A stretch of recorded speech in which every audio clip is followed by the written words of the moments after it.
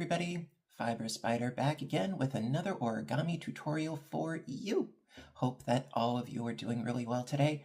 I'm doing pretty spiffy because today I'm going to show you how to make a really neat origami box. Yes, this is actually one of the first kinds of boxes that I learned how to make all the way back in elementary school. And this was perfect because instead of your typical square piece of paper that you work with, you can use 8.5 by 11, which is typically the dimensions for copy paper, or in this case, craft paper, which is sort of like a cardstock. And so it's nice and it's sturdy. And what I really love is that if you don't need to use it at the moment, you can scooch it down and lay it flat until you need it. And if you make more than one, you have a lid. Yes. So these are really, really great. And like I said, yeah, I have been making these for just under 40 years in one capacity or another. Recently, I made one of them. I needed something quick that I could give somebody some cookies in, and this worked out perfectly. I only had copy paper, but you get the idea. So right here, I have a piece of craft paper, which is basically like a thin cardstock, and going to be using this. It's, like I said, 8.5 by 11, so it's really standard, and it works really well. So without further ado, let's get started. Okie dokie, so I've got my 8.5 by 11 piece of cardstock here, and the folds on this are so easy. It's not even funny. I love this. So going to first fold in half lengthwise. Now, because this is cardstock that I'm using, it's a little bit rougher, but also it is really nice and sturdy, perfect for a box. There we go, and then unfold. And then going to fold the top edge and the bottom edge, respectively, towards the center crease that you created. What I love about this is that you can make a ton of these in no time. So if you need to make a lot of little gift boxes for whatever occasion, these are great. And if you feel like getting creative, well, you can use, markers, pencils, rubber stamps, and decorate these and really make them shine. And of course, also in craft stores, they have a lot of really cool different designs of cardstock. Me, I like the, brown paper packages tied up with strings kind of look. So we got our long edges folded to the center crease. Now we're going to do the same thing, but turning 90 degrees, and do the same thing essentially again. So going to go fold in half.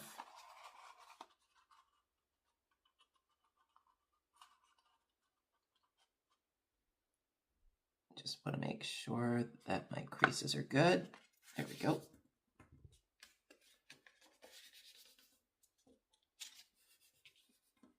Also, if you have a bone folder, those help as well, because like I said, this stuff, it's robust. So we have our center crease here, then going to do the top and bottom to that center line.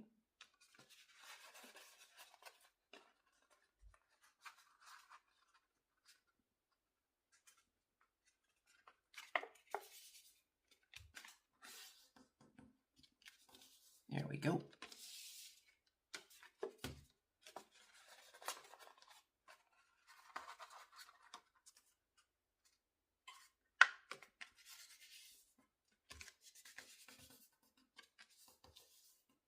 Okie dokie.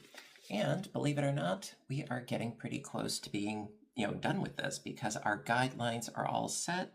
And now going to do some triangles, if you will. So going to fold this edge right here along this crease right here. And we're going to do that with all 4 of our corners. So what I also like to do is use my thumb as sort of a guide for the fold for where we're going to go up. And then pinch it down. So it looks like that.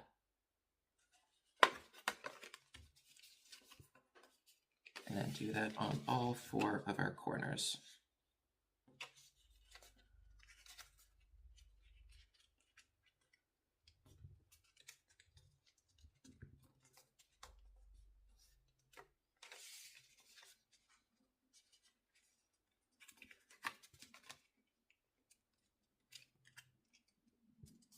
I would suggest if you're making this for the first time, use like Xerox paper, copy paper, because it's a lot easier. But I wanted to show you guys that, yeah, if you use different materials, you can create things that are a little bit more substantial, a little bit more sturdy, and a little bit more robust. So we are in the home stretch. So now, see, we have these little excess bits that go over, you know, the size of our triangles here, and we're going to use those to our advantage because they're going to help to lock the box, not the blocks, lock the box into place, which I think is a fabulous little design. So I'm going to be using these edges here as our guide. So folding this back along the edges of our triangles, I do one side, then I do the other side, and then I use what I already have to help me with the middle.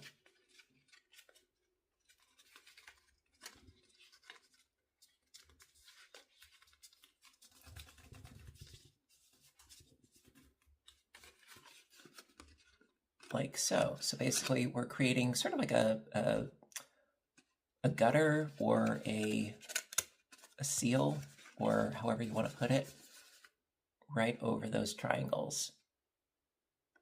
And then we're going to do the same thing with the other one.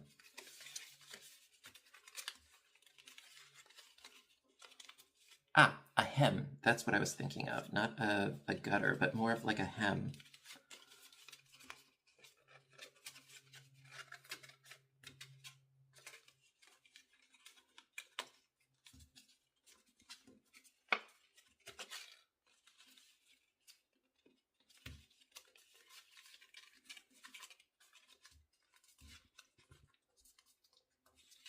There we go.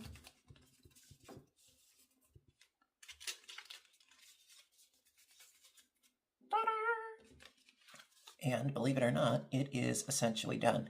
Now, if you're not planning on using the box right away, I would suggest leave it like this. Leave it laying flat, you know, for easy storage. Just make a nice big old stack of them for later, and you're good to go. And so when you are ready to use it, this is where the magic happens. Pull these 2 apart, and presto changeo. Now, it does help if you sort of reinforce your creases, especially in the corners of your box. So just pinch along those corners.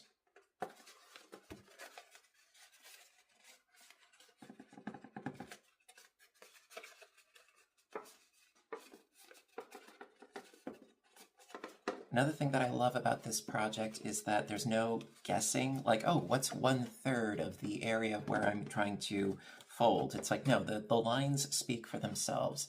And then also, I like to reinforce the base creases as well.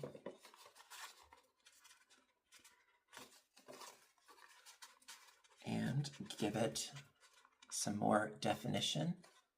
And there you go, a nice sturdy little box.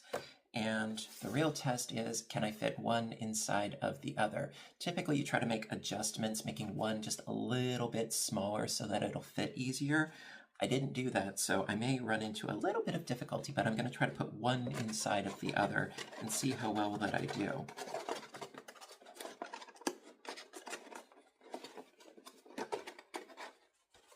Yeah, it works.